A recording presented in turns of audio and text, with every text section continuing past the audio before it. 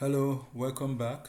So in this tutorial, I'm going to teach you how to show you how to take how to record a sample collection. When you're collecting sample, the process of collecting patient sample. So how to record it in LabCona. So I'm going to log in as a phlebotomist to be able to do that. So I'm going to use this to log in as a phlebotomist to get that done. Okay, so this is sample collection. This is where you go to, as if it's phlebotomist logs in. But even if you're not if it's not a phlebotomist, and you can see the limited stuff, the limited items or menus that the phlebotomist has in LabCona. So LabCona is very flexible. So it depends on the permissions you want to give to your users or your staff.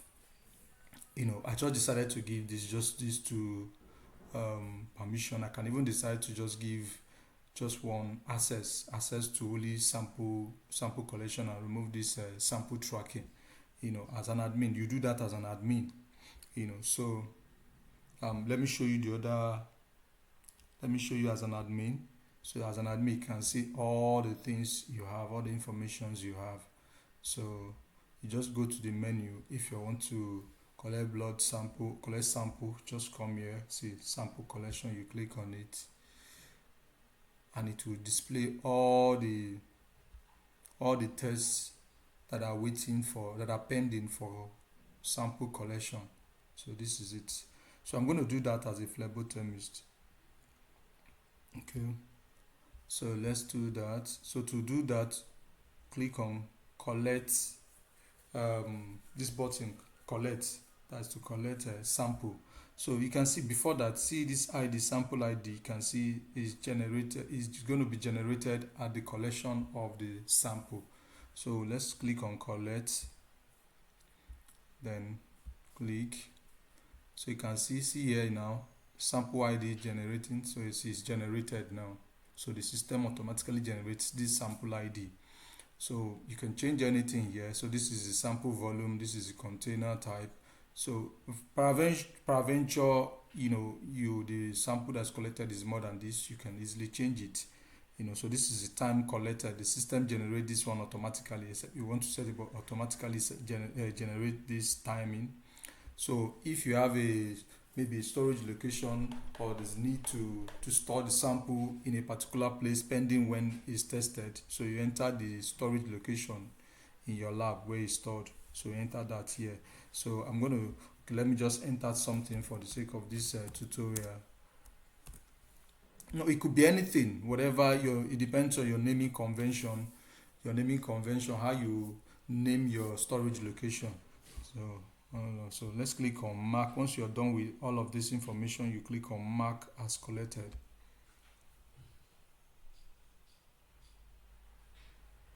Okay, so you can see sample collected successfully. So you can see the patient name, Lola Okeke. Then this is for barcode. With barcode, if you have a barcode scanner. So once you just this label you're seeing now, you can print it out and paste it on the container, the sample container. So you just paste it on it. So if once you use that, you place this label on the scanning machine, on the system, on inside the LabCona, on the scanning machine, the system is going to bring up the whole details of the test and all of that. So that's the essence of this. So, and also this will help in tracking the sample wherever you keep it. So just the naming convention here. So if you need to print it, you just click on this printer label, then you'll be able to print it out. But let's leave that for now. So you close. So you can see nothing here again because no sample, there's a no pending collection. So there's no sample here to be collected. We just collected the only one we had.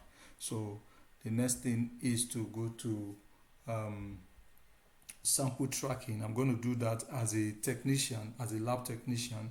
So I also have another tab here, another Chrome tab here for lab technician. So this is for lab technician. So you can see that it's for lab technician. So you can see the number of menus or permissions that the lab technician has. So he has much more than the phlebotomist. So now, so we're going to track. Now if you come here, so you can now track, you can track the samples from here now. So remember here, there's nothing is displayed here again. Nothing is displayed here again because we had just one test awaiting sample collection, which we have done. We've collected the sample and recorded it into LabCona. So nothing here again. So the next thing is to track the sample. So now we're going to do that by sample tracking. You come to this place, sample tracking. So here you will see all the tests that are being tracked.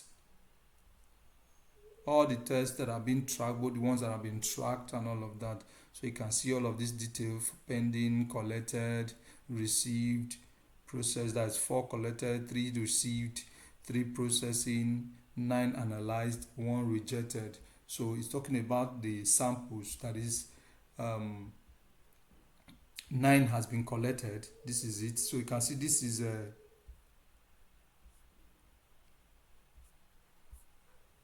one we just did is supposed to be displayed here.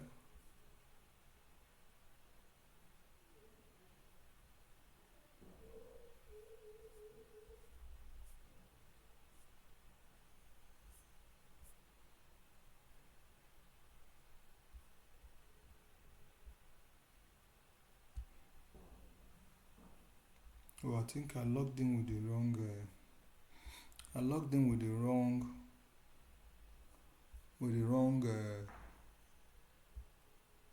Email. I logged in with the wrong email.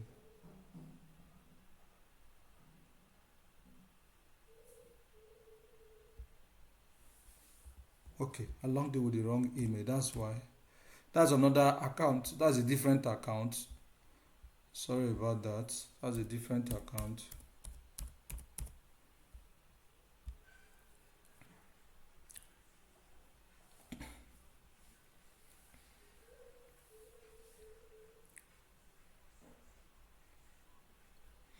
So you can see the name. This is the name of the lab. Life. These are test laboratories. These are not existing laboratory, real life laboratory, life diagnostic center. So initially I logged in. If you checked, it was a great diagnostic center that was there before. So I logged in with a different account, different lab account. So I'm just testing. All of them are not real laboratory.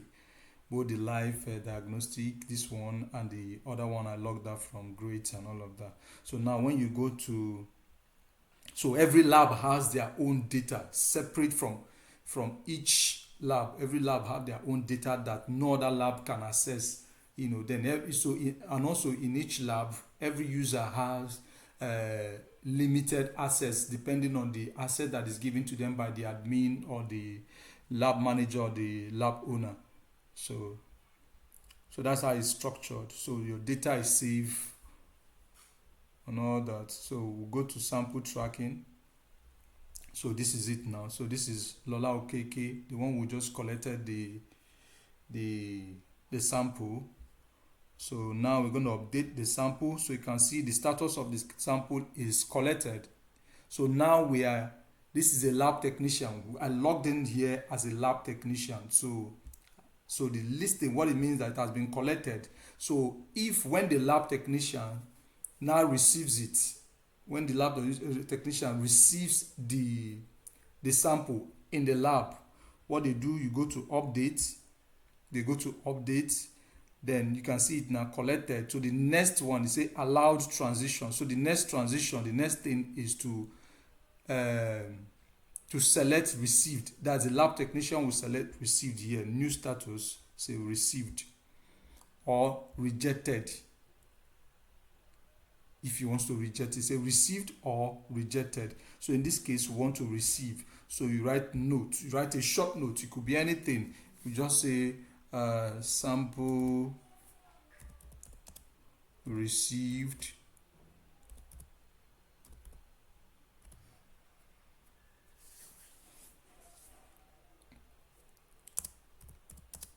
in lab for processing. It might not be up to this, it might be more than this. As much as information you want to put, note you want to put. So it's compulsory, you need to put a note there. So once you're done with that, you click on update status.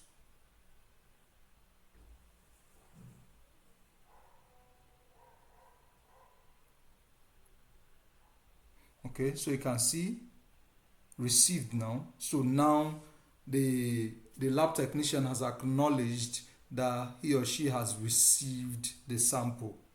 So the next step for the lab technician is to also click on update. You must go through this process. It's very important. You must go through this process or else the system will not allow you to move forward.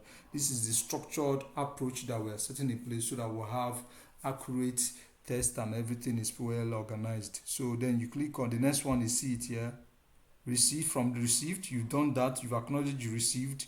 Then the next one is processing. You need to also so that the lab manager, wherever they are, all the people that are involved that work in the laboratory, once they log in, they see the processes, they see what is happening, they see the stages or the phases that the test is going through, or the particular stage at which the test is at that moment. So that's the essence of all of these things. So click on this new status and select processing. You can also click rejected. Maybe you feel there's something wrong, you can tap select rejected. But for the sake of this, we're going to just do processing, then processing, then click on update.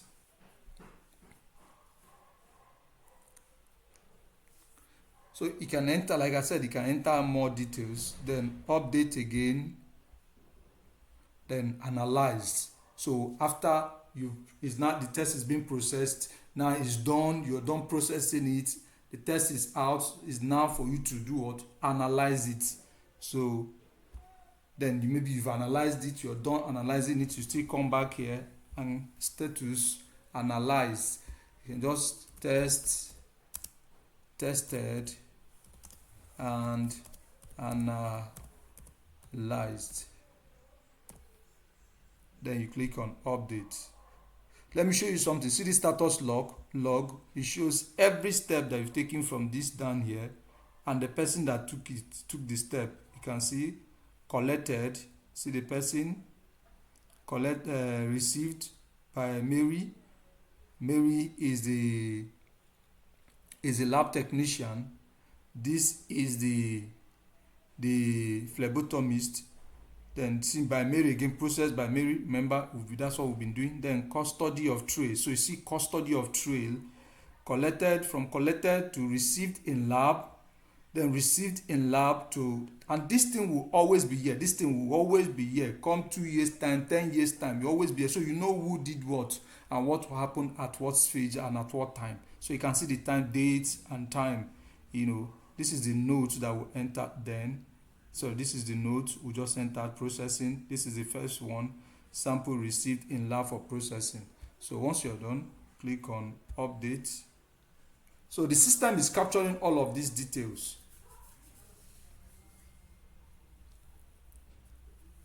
Okay, that is done. So analyze. So nothing else to do. So we've concluded the whole phases, the whole stages. We have concluded all the stages. So see them here. This is the last one we just did. Analyzed. This is the note, tested and analyzed. This is the date. This is the time. The same thing with this.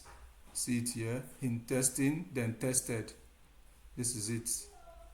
So that is how it works. That's how you collect sample and get it to the lab and process it.